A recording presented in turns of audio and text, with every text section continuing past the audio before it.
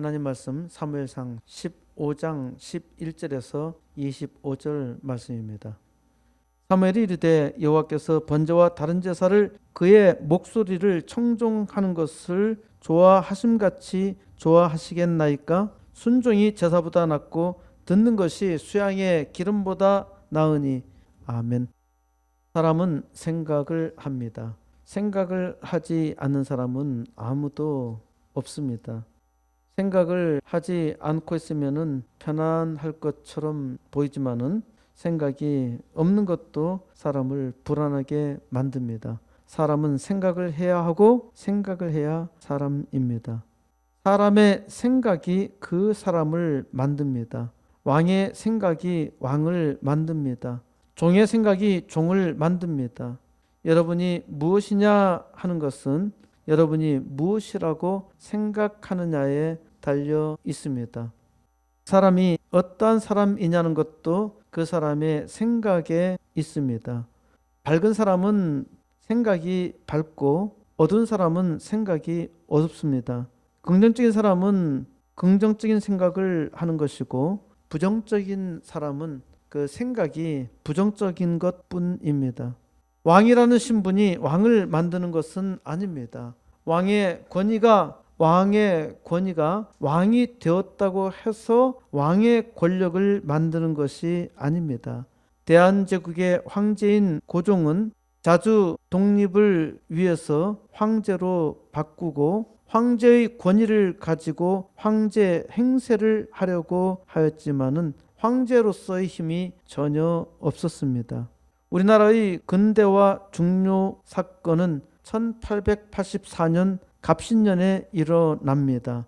갑신년에 일어났기 때문에 갑신정변이라고 하는데, 이는 일본의 성공적인 근대화의 모델 메이지 유신을 모방해서 급속한 개혁을 통해서 부국 강병을 이루어야 한다고 생각한 급진 개혁파에 의해서 일어났습니다. 그런데 이때 청나라 군대가 조선에 들어와서 일본군을 공격하였고 갑신정변은 3일 천하로 끝나고 말았습니다. 그래서 당분간 청나라가 조선의 주도권을 장악했지요. 1894년 전라도 고부, 지금의 정읍시에서 동학접주 전봉준의 주도로 동학교도와 농민들이 합세하여서 동학혁명을 일으켰습니다. 그런데 이때는 일본군의 개입으로 실패하였습니다. 같은 해 7월 일본군은 대원군으로 하여금 갑오 개혁을 추진하게 하였는데 대원군은 고종과 일본을 몰아내려고 음모를 꾸미다가 도리어 쫓겨났습니다. 이듬해 1895년 을미년에 일본은 낭인들을 경복궁에 침투해서 명성황후를 시해한 치욕스럽고 불미스러운 을미사변을 일으킵니다. 다음에 1896년 신변의 위협을 느낀 고종은 러시아 공사관으로 피신하였는데 이 사건을 아관 파천, 러시아의 관청이라 해서 아관으로 옮겼다 그래서 아관 파천이라고 합니다. 여론 때문에 고종이 돌아오게 되는데 경복궁이 아니라 러시아 공사관에 가까운 경운궁으로 돌아와서 국호를 대한제국이라 고치고 황제에 즉위했습니다. 아주 대단한 나라가 시작한 것처럼 보이지만 그야말로 태풍 앞에 있는 등잔불과 같았습니다. 풍전등화였지요. 일본은 1894년 청나라와의 전쟁, 청일전쟁, 1904년 러시아와의 전쟁, 러일전쟁에서 이기자 1905년 대한민국을 강제로 삼켜버렸습니다. 고종은 아버지 흥선대원군과 아내인 명성황후와도 항상 싸웠고 이들 싸우는 가운데서 서로 중국과 러시아, 일본을 의지하며 놀아나다가 결국 일본의 밥이 되고 말았습니다. 왜 이렇게 되었을까요? 왕이 있었지만은 왕이 왕노릇을 못했기 때문입니다. 많은 왕이 왕이긴 하지만은 왕노릇을 하지 못하였습니다. 그래서 왕국이 왕 때문에 망하는 것입니다. 마찬가지로 이스라엘 왕국이 망했던 것도 왕 노릇을 못하는 왕 때문이었습니다. 남방 이스라엘 왕국 중에서 왕 노릇을 제대로 한 왕은 단 한 명도 없었습니다. 망할 수밖에 없는 왕국이었죠. 하나님께서 이스라엘 왕국을 불쌍히 여기셔서 300여 년간 보존하셨던 것입니다. 하나님의 긍휼이 얼마나 큰가요? 생각이 사람을 만듭니다. 사람이니까 생각을 하는 것입니다. 짐승이라고 생각하지 않는 것은 아닙니다. 짐승의 생각을 생각이라 하지 않는 것은 짐승은 생각하는 것이 아무 유익이 없기 때문입니다. 짐승이 생각한 것 때문에 자기를 바꾼다거나 또 세상을 바꾸는 일은 전혀 없지요.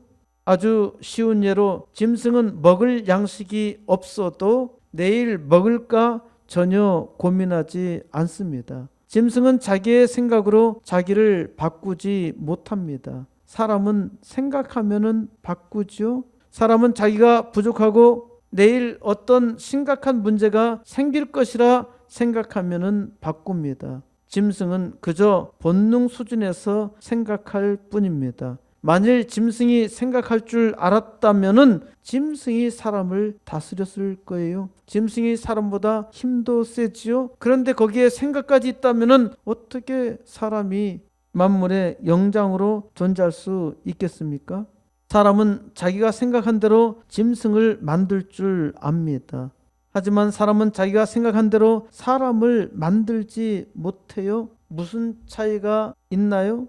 짐승은 생각이 없이 훈련받은 대로 하게 되어 있는데 사람은 훈련을 받아도 생각하기 때문에 자기 생각대로 합니다. 그런데 나쁜 생각은 쉽게 나쁜 사람을 만듭니다.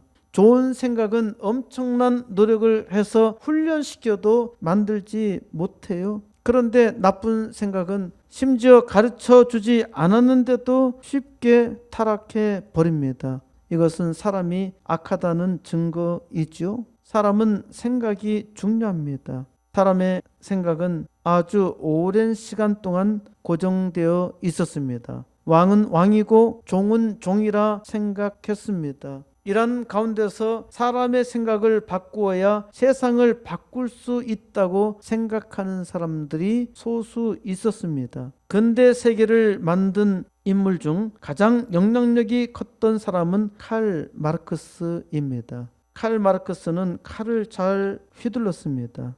마르크스는 생각의 칼로 사람들로 하여금 투쟁하도록 싸우도록 만들었습니다. 마르크스는 자본주의는 자본을 근본으로 생각하기 때문에 자본이 있는 사람 유산자, 부르주아는 돈이 없이 가난한 무산자, 프롤레타리아를 착취해서 부를 축적한다고 생각했습니다. 사람이 가진 돈으로 악한 사람과 착한 사람을 분리한 것이죠.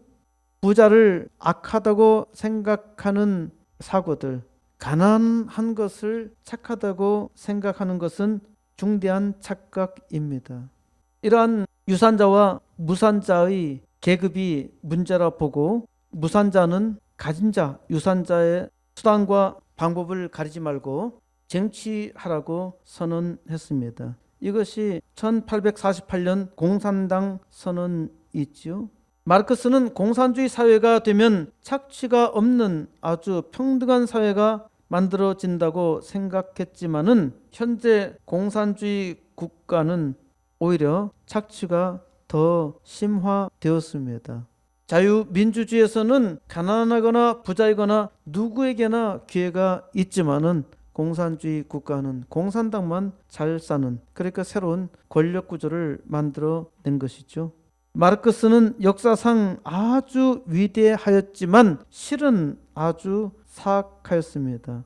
마르크스가 만든 세상은 하나님을 대적하는 사악한 세상입니다.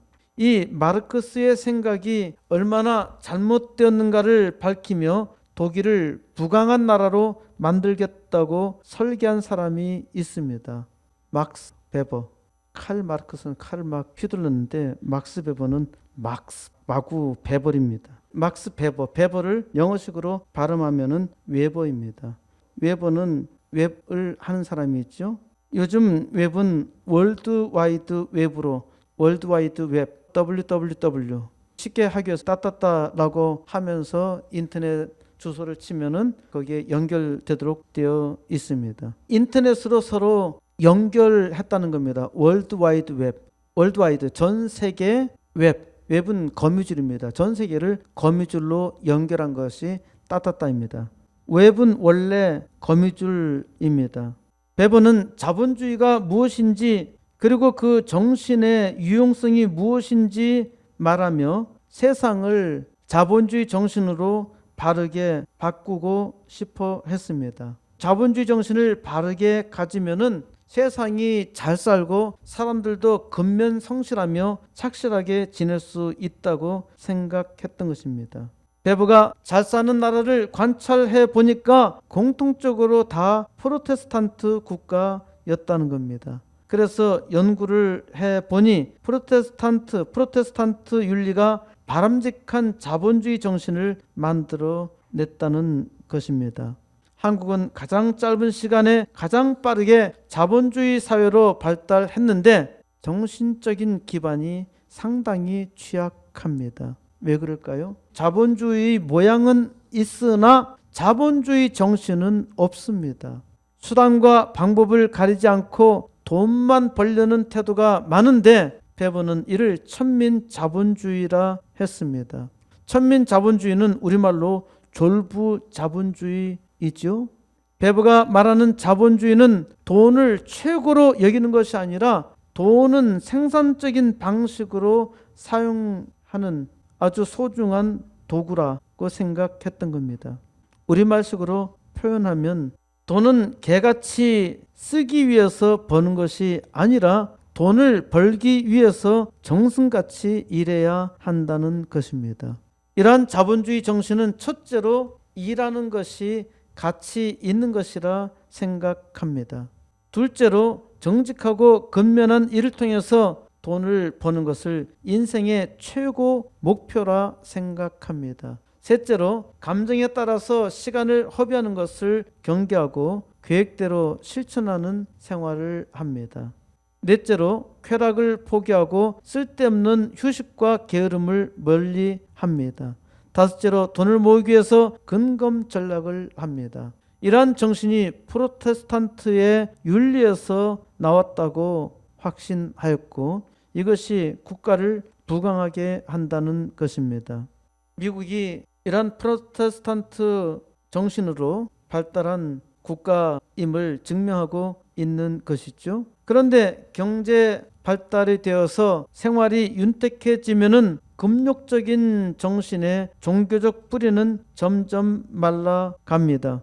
자본주의가 발달하면은 종교적 정신은 사라지고 스포츠처럼 경쟁에서 이기는 것이 최고의 목표가 된다는 것이죠. 자본 축적을 위해서 근검 전략이 중심이었던 생산 자본주의에서 소비가 중요한 소비 자본주의로 변하여 소비가 미덕인 사회로 바뀌면서 점차로 생산이 무시되고 있습니다. 생산이 무시되는 사회라는 것은 일을 하지 않는 사람들이 많아지고 있다는 것입니다. 그런데 사람들이 생산하지 않고 잘 살 수 있나요? 생산 없이는 소비가 없는데 풍류의 시대에 살아가는 사람들은 생산하지 않아도 된다고 생각하는 겁니다. 결국은 또 망할 길로 가는 것이죠. 사람의 생각이란 중요합니다. 사람의 생각이 사람을 만들고 또 세상을 만듭니다. 지금 여러분이 가진 생각이 지금 여러분이 만드는 세상이고 또 앞으로 살아갈 세상입니다. 하나님께서 사람에게 복을 주시면은 복되게 살아야 하는데 감사하며 살아야 하는데 그러지 못합니다. 복이 지지리도 없을 때는 복을 간절히 구하는데 복을 주시면은 곧 복을 잊어버리고 하나님도 잊어버립니다. 하나님께서 말씀하실 때 잘 들어야 합니다. 오늘은 하나님께서 사울 왕을 통해서 우리에게 계시해 주십니다. 사울은 이스라엘의 초대 왕이지요. 하나님께서 사울을 왕으로 세우셨습니다. 사울은 왕으로서의 풍채가 있었고 은혜도 있었습니다. 그러나 왕으로서의 생각이 부족했습니다. 하나님께서 사울이 잘났지만은 하나님께서 사울을 세우셨다는 것을 알아야 했고 그것을 고백하는 심정으로 살아야 했습니다. 물론 사울은 하나님께서 자기를 왕으로 세우셨다는 것을 잘 알고 있었습니다. 그러니까 사울이 왕 노릇을 잘 하려면은 전적으로 하나님을 의지해야 했습니다. 사울이 하나님을 의지해야 왕 노릇을 제대로 할 수 있었죠. 사울은 자기가 왜 왕인가? 내가 지금 왜 왕 노릇해야 하지? 그것을 생각할 줄 알아야 했습니다. 왕으로 행세하는 것이 중요한 것이 아닙니다. 사울은 왕으로서 행세하려고 했기 때문에 실패했습니다. 하나님은 사울을 왕으로 세우신 것을 후회하셨어요. 왜 후회할 것을 세우셨나? 우리 자신을 잘 보십시오. 하나님께서 이 시대에 나를 왕으로 세우셨습니다. 그런데 나도 왕 노릇을 잘 하지 못하고 있지요? 하나님께서 나를 보시며 후회하지 않으셨을까요? 잘 생각해 보세요. 하나님이 나를 후회하신다 하더라도 나를 세우셨단 말입니다. 왜 그런가요? 그 이유는 단 하나뿐입니다. 하나님께서 나를 사랑하셨기 때문입니다. 우리 친부모가 나를 낳으시고 후회하실 수도 있습니다. 그래도 나를 낳으시고 기르시고 지금도 돌보시고 있는 것이죠. 왜 그런가요?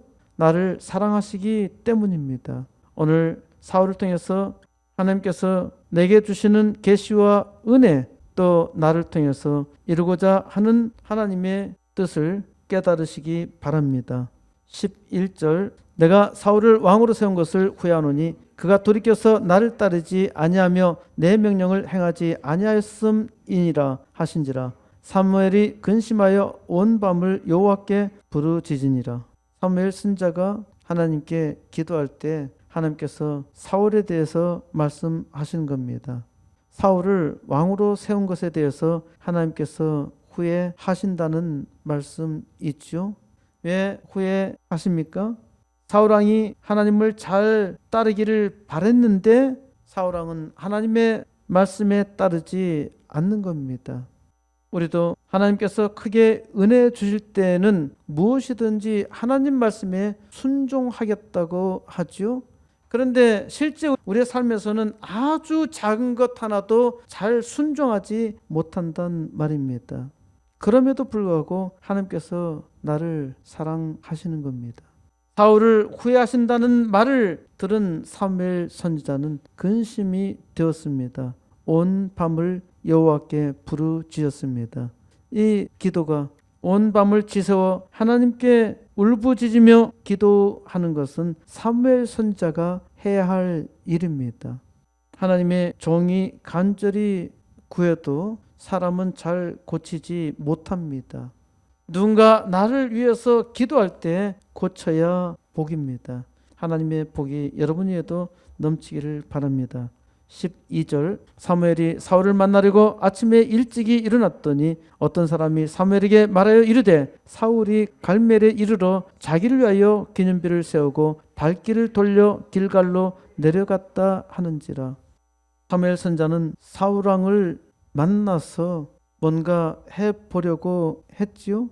그때 어떤 사람이 사무엘 선자에게 사울이 갈멜에 이르러서 자기를 위하여 기념비를 세웠다 말하는 겁니다. 사무엘 선자가 볼 때 사울 왕은 하나님의 영광이 아니라 자기의 영광을 위해서 일하고 있음을 확인했고 이 말을 들을 때에도 기록에는 없지만은 얼마나 마음이 아팠겠습니까? 13절 사무엘이 사울에게 이른즉 사울이 그에게 이르되 원하건대 당신은 여호와께 복을 받으소서 내가 여호와의 명령을 행하였나이다 하니. 사무엘 선지자가 이 사울 왕의 말을 들었을 때 어떤 생각을 했을까요? 어떤 생각을 했을까요? 사울 왕이 지금 거짓말을 하고 있구나. 사울 왕이 사무엘 선지자에게 축복의 인사, 당신은 여호와께 복을 받으소서라고 하지만은 이것은 거칠에 불과한 행동이었습니다. 사울 왕의 인사 속에서도 복은 하나님이 주신다는 사실을 확실하게 알고 있었습니다. 하나님을 믿는 하나님의 백성들은 복을 하나님께서 주신다는 것을 알고 복을 빌어 줍니다.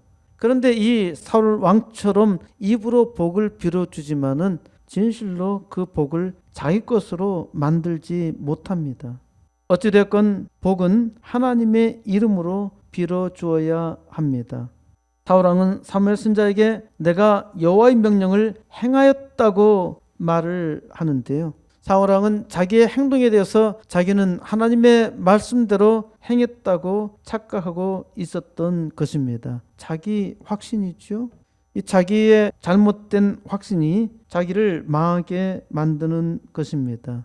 그러니까 생각을 해도 바르게 생각해야 하는 것이죠. 14절 사무엘이 이르되 그러면 내 귀에 들려오는 이 양의 소리와 내게 들리는 소의 소리는 어찌 됨이니까 하니라. 사무엘 선지자는 양의 우는 소리와 소의 울음소리를 들었어요.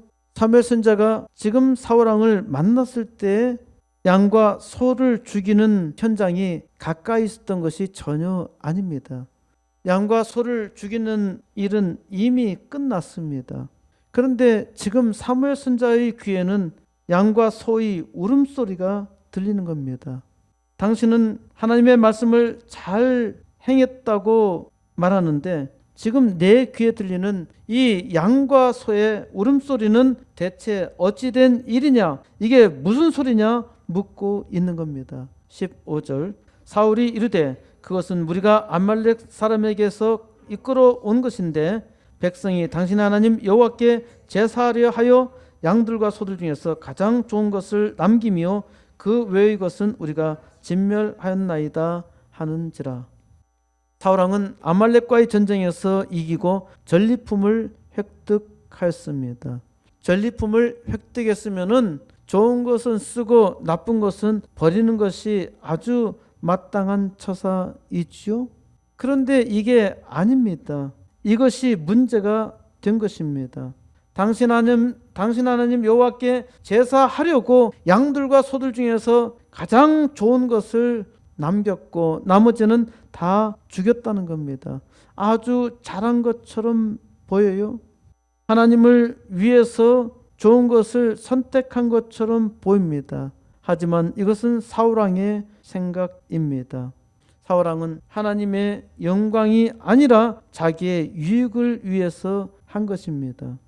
사람마다 하나님의 일을 한다고 하지만은 하나님의 일이 아니라 자기의 욕심, 자기의 영광을 위해서 일하는 것이 아주 허다합니다. 사람 자신의 생각은 하나님을 위하는 것처럼 보이지만 실상은 자기 욕심, 자기 생각 중심입니다. 이거를 겸손하게 잘 깨달아야 해요. 우리는 학교에서 성적을 조금 더 잘 받기 위해서도 많은 꾀를 부리잖아요. 하나님 앞에 정직하게 살아야 하는데 잘 그러지 못한단 말입니다. 16절 사무엘이 사울에게 이르되 가만히 계시옵소서 간밤에 여호와께서 내게 이르신 것을 왕에게 말하리이다 하니 그가 이르되 말씀하소서. 가만히 계시옵소서. 왕이여 이제 왕은 더 이상 말하지 말고 조용히 들으세요. 하나님께서 당신에게 하신 말씀을 들으세요. 하나님 말씀을 들어야 합니다. 선지자는 하나님의 말씀을 전합니다. 하나님의 말씀을 듣는 자세가 중요해요. 하나님께서 말씀하실 때 겸손하게 들어야 하고 말씀을 전하는 이는 정직하게 전해야 합니다. 지금 세대가 하나님의 말씀이 범람하고 있지만은 말씀을 전하는 자가 말씀에 서서 정직하게 전하는가? 또 하나님께서 하신 말씀에 대해서 하나님의 백성들이 바르게 듣고 있는가? 정직하게 전하고 정직하게 행한다면은 교회는 반드시 부흥하게 되어 있습니다. 하나님의 백성들이 말씀대로 살면은 하나님의 영광은 저절로 나타나며 하나님의 백성들은 세상의 빛과 소금으로 세상 사람들이 존경하게 됩니다. 그런데 우리의 현실은 어떠합니까? 이 사울 왕과 같은 형상이 아닌가요? 17절 사무엘이 이르되 왕이 스스로 작게 여길 그때에 이스라엘 지파의 머리가 되지 아니하셨나이까? 여호와께서 왕에게 기름을 부어 이스라엘 왕을 삼으시고. 사울이 참 잘생겼고 키도 컸지만은 사울의 이런 외형 때문에 왕으로 세운 것이 아니라는 말입니다. 사울이 인간적으로 아주 잘나고 뛰어나서 하나님께서 왕으로 세우신 것이 아닙니다. 사울이 스스로 작게 여길 그때에 왕이 되었습니다. 이것이 하나님께서 선택한 이유입니다. 오늘날에도 하나님께서 세우신 왕들은 하나님께서 작을 때 세우셨지 세상에서 아주 뛰어나고 교만하고 자기 지식을 자랑하는 사람을 세운 것이 아닙니다. 세상에서 아주 뛰어났어도 내가 참으로 어리석고 부족하고 내가 악했다라고 고백하는 순간 하나님께서 세우셨고 왕이 되게 하신 겁니다. 이것이 하나님의 놀라운 은혜입니다. 내가 오히려 연약하고 부족할 때 하나님께서 나를 왕으로 세우셨다는 사실이 얼마나 놀랍습니까? 그러면은 거꾸로 내가 지금 왕 노릇을 하지 못하는 것은 내가 스스로 작게 여기지 못하고 있다는 것이죠. 하나님의 백성들이 교만하면은 사람의 악을 드러내는 것입니다. 하나님의 백성들이 스스로 작게 여길 그때에 하나님께서 쓰시고 하나님이 일하십니다. 18절 또 여호와께서 왕을 길로 보내시며 이르시기를 가서 죄인 아말렉 사람을 진멸하되 다 없어지기까지 치라 하셨거늘. 19절 어찌하여 왕이 여호와의 목소리를 청종하지 아니하고 탈취하기에만 급하여 여호와께서 악하게 여기시는 일을 행하였나이까? 하나님께서 사울왕에게 주신 명령은 죄인 아말렉 사람을 진멸하되 다 없어지기까지 치라 하신 겁니다. 왜 하나님께서 아말렉 사람을 다 죽이라 하셨을까요?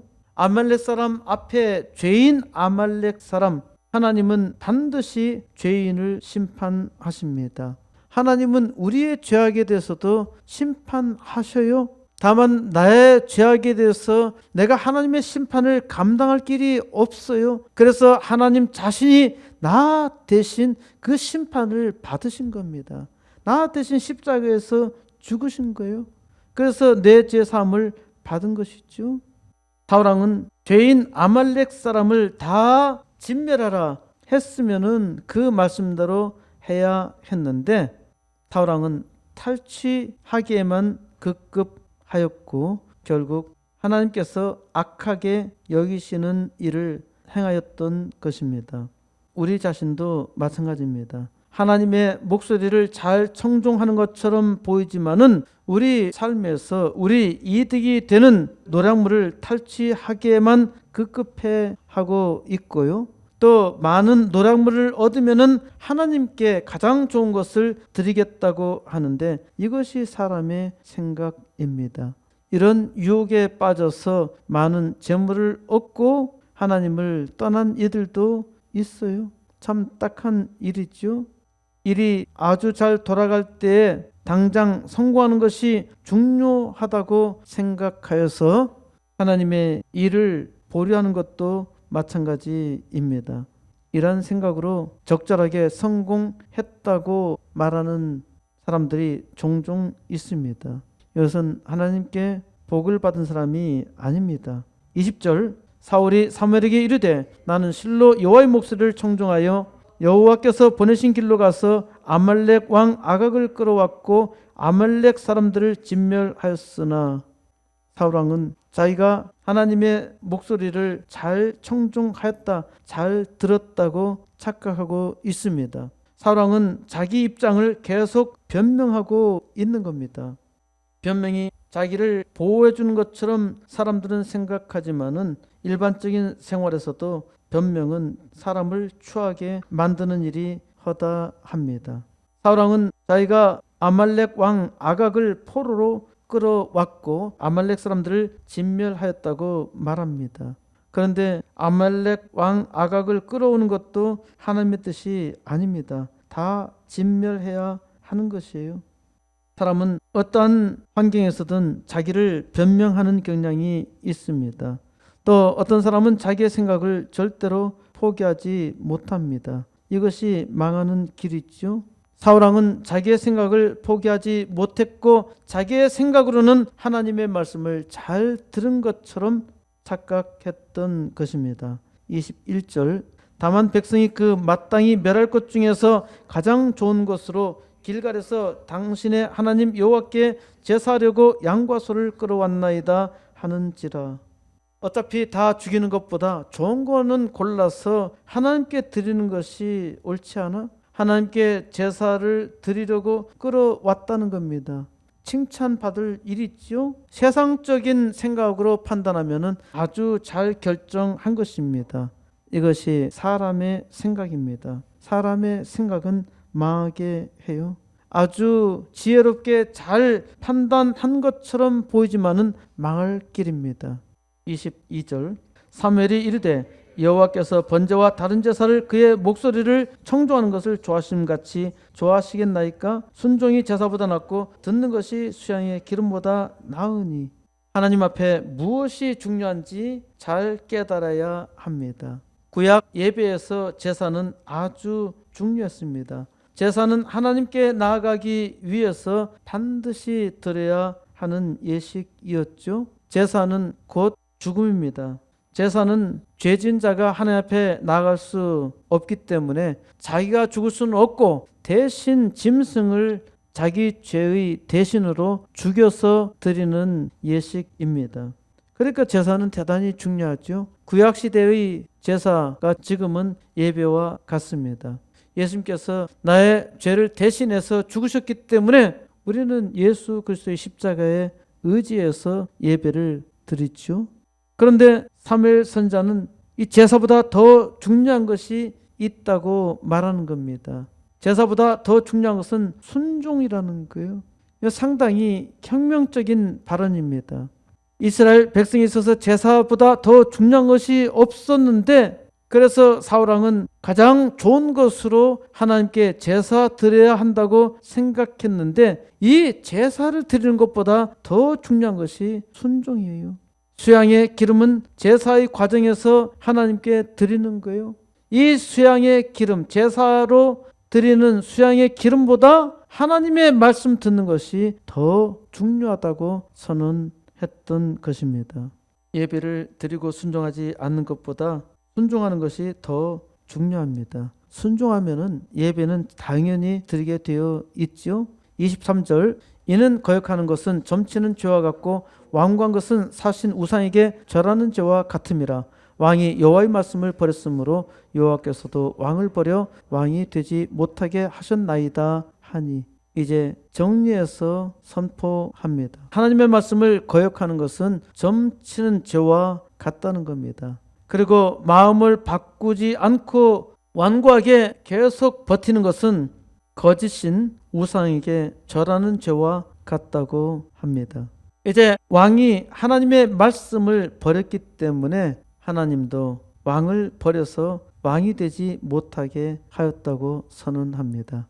여기서 하나님께서 주신 왕권이 끝납니다. 이제 사울은 왕으로서 폐위되지만은 세상에서 왕으로서는 계속하게 되는 것이죠. 24절 사울이 사무엘에게 이르되 내가 범죄하였나이다. 내가 여호와의 명령과 당신의 말씀을 어긴 것은 내가 백성을 두려워하여 그들의 말을 청종하였음이니이다. 사울왕은 인정했습니다. 내가 범죄했다는 겁니다. 이는 진정으로 깨달은 것이 아닙니다. 사울왕은 또 변명합니다. 내가 여호와의 명령과 당신의 말씀을 어긴 것은 내가 백성을 두려워하여 그들의 말을 따라야 했다는 것입니다. 왕은 리더로서 자기의 신념을 확실하게 가져야 합니다. 왕이 결정을 하고 왕이 책임을 져야 하죠. 그런데 왕이 자기의 책임을 백성에게 전가하는 겁니다. 사울왕은 내가 범죄하였다는 말로써 자기의 죄에 대해서 확실하게 인정한 것처럼 보이지만은 아닙니다. 이것은 사무엘 선지자가 말하니까 그래 내가 죄를 지었어요. 진정으로 그 마음에서 우러난 것이 아니란 말입니다. 마음에서 우러났다면 변화가 되어야 하는 거예요. 그런데 사울왕은 바꾸지를 못하는 겁니다. 못하니까 망하는 거죠. 25절 청하오니 지금 내 죄를 사하고 나와 함께 돌아가서 나로 하여금 여호와께 경배하게 하소서 하니 사울왕은 이제 내 죄를 사하여 달라 하고 자기와 함께 돌아가서 하나님께 경배하게 해달라고 요청을 합니다. 사울왕이 진정으로 회개를 했다고 하면은 사무엘 선지자도 기뻐하고 좋아했을 텐데 사무엘 선지자는 이것에 대해서 반응하지 않습니다. 사울왕이 사무엘 선지자에게 자기와 함께 돌아가서 자기로 하여금 여호와 하나님께 경배하게 해달라고 요청하는 것은 사울왕이 자기의 자리, 왕의 자리에 대한 애착이 크다는 것을 보여주는 것이죠. 그러니까 왕으로서의 자격이 없는 겁니다. 왕은 왕으로서의 생각과 왕으로서의 행동으로서 보여줘야 하는데 왕이 자기의 입장을 변명하고 그 위기를 피하려고만 하니까 왕으로서의 일을 하지 못하는 것이죠. 26절 사무엘이 사울에게 이르되 나는 왕과 함께 돌아가지 아니하리니 이는 왕이 여호와의 말씀을 버렸으므로 여호와께서 왕을 버려 이스라엘 왕이 되지 못하게 하셨음이니이다 하고 사무엘 선지자는 사울 왕의 본심을 알았고 그래서 왕과 함께 돌아가지 않겠다고 말합니다. 사울 왕은 하나님의 말씀을 버렸어요. 그런데 어떻게 하나님께서 사울 왕을 왕으로 세울 수 있나요? 하나님도 왕을 버려서 이스라엘 왕이 되지 못하게 했다고 사무엘 선지자는 다시 한번 확인해서 말합니다. 사람은 자기의 생각을 바꾸지 못합니다. 바꾸지 못하니까 망하는 거예요. 사울 왕은 결국 망하고 말았잖아요. 자기의 생각을 말씀에 순종해서 바꿨다면은 얼마든지 자기를 새롭게 하고 이스라엘을 강하게 만들었을 텐데 사울 왕은 자기의 생각으로 망할 길을 택합니다. 사울 왕은 자기가 지혜롭게 생각하고 말했다고 생각하지만은 자기의 말로 망하니까 그것은 지혜가 아니죠. 사람은 생각을 바꿔야 합니다. 생각을 바꾸는 것은 아주 간단해요. 순종이 제사보다 낫고 순종입니다. 순종하기만 하면은 바뀌어요.